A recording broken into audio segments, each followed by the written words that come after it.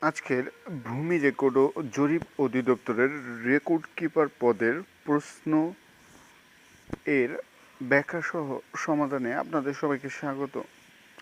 রঞ্জন শব্দের যুক্ত বর্ণের সঠিক রূপ কোনটি? ইয় প্লাস বর্গজ। রঞ্জন শব্দটিতে ব্যবহৃত যুক্ত বর্ণটি হলো ইয় প্লাস বর্গজ। এটি নাসিক্য বর্ণ ইয় এবং তালব্য বর্ণ বর্গজ এর সমন্বয়ে গঠিত। টপ্পা কি? এক ধরনের গান।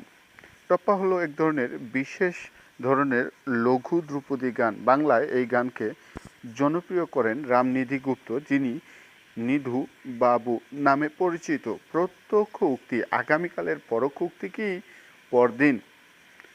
ন্যারেশন বা উক্তি পরিবর্তনের নিয়ম অনুযায়ী প্রত্যক্ষ উক্তিতে আগামীকাল থাকলে পরোক্ষ উক্তিতে তা পরিবর্তিত হয়ে পরদিন বা দ্য ফলোয়িং ডে হয়।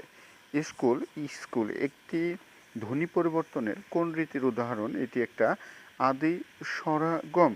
উচ্চারণের সুবিধার জন্য বা অন্য কোনো কারণে শব্দের শুরুতে যদি কোনো স্বরধ্বনি আসে তবে তাকে আদি স্বরাগম বলে। এখানে স্কুলের আগে রস্বই স্বরধ্বনি এসেছে, তাই এটি আদি স্বরাগম। বিনি-নির কোন ধরনের উপসর্গ? এটি একটি সংস্কৃত উপসর্গ।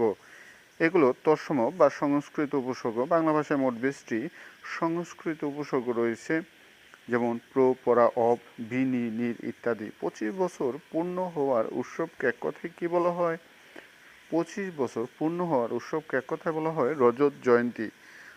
25 বছর পূর্ণ হলে তাকে রজত জয়ন্তী বা সিলভার জুবলি বলা হয়। অন্যদিকে 50 বছর পূর্ণ হলে সুবর্ণ জয়ন্তী, 60 বছরে হীরক জয়ন্তী এবং 75 বছরে প্ল্যাটিনাম জয়ন্তী বলা হয়। লেখাপড়া করে যে গাড়ি ঘোড়া চলে সে, এ চরণটির রচয়িতা মদনমোহন তর্কালঙ্কার। এটি তার বিখ্যাত শিশু শিক্ষা গ্রন্থের অন্তর্গত একটি উপদেশমূলক চরণ। গবেষণা শব্দের সঠিক সন্ধি বিচ্ছেদ গোযোগ এসোনা। এটি একটি নিপাতনের সিদ্ধ সন্ধি। নিয়ম বহির্ভূতভাবে এই সন্ধিটি গঠিত হয়েছে। বাংলা 1428 সনের জ্যৈষ্ঠ মাস কত দিনের ছিল? 31 দিনের। নতুন সংশোধিত বাংলা পঞ্জিকা অনুযায়ী বৈশাখ থেকে আশ্বিন এই 6 মাস প্রতি বছর 31 দিন গণনা করা হয়। আইন শব্দটি কোন ভাষা থেকে এসেছে? আইন শব্দটি এসেছে ফার্সি ভাষা থেকে। বাংলা ভাষায় ব্যবহৃত অনেক প্রশাসনিক ও আইন সংক্রান্ত শব্দ ফার্সি ভাষা থেকে এসেছে। নিচের কোনটি বহুবচনের সঠিক প্রয়োগ হয়েছে? সচিবগণ। গণ প্রত্যয়টি উন্নত প্রাণীবাচক বা মানুষের ক্ষেত্রে ব্যবহৃত হয়। বিজ্ঞ এর সমার্থক শব্দ নয় কোনটি? বিজ্ঞ এর সমার্থক শব্দ নয় প্রজ্ঞা। বিজ্ঞ একটি বিশেষণ পদ যার অর্থ জ্ঞানী বা পণ্ডিত। অন্যদিকে প্রজ্ঞা একটি বিশেষ্য পদ যার অর্থ বিশেষ জ্ঞান বা বুদ্ধি। উইজডমের বাংলা প্রতিশব্দ কোনটি? প্রজ্ঞা। উইজডম হলো গভীর জ্ঞান বা দূরদর্শিতা, যার যথাযথ বাংলা প্রতিশব্দ হলো প্রজ্ঞা। খসড়া শব্দের সমার্থক শব্দ কোনটি? খসড়া।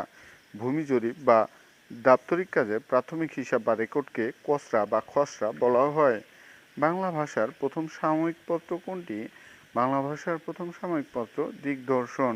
1818 সালে শ্রীরামপুর মিশন থেকে এটি প্রকাশিত হয় এবং এটি বাংলা ভাষার প্রথম মাসিক পত্রিকা। শুদ্ধ বানান কোনটি? বুদ্ধিজীবী। সংস্কৃত নিয়ম অনুযায়ী যেসব পেশাদার বা শ্রেণীবাচক শব্দের শেষে জীবী থাকে তার উভয়ই কারই দীর্ঘই হয়। কাজী নজরুল ইসলাম এর ছায়ানট কোন ধরনের রচনা? কাজী নজরুল ইসলামের ছায়ানট একটি কাব্যগ্রন্থ। এটি বিদ্রোহী কবি কাজী নজরুল ইসলামের একটা জনপ্রিয় কাব্যগ্রন্থ।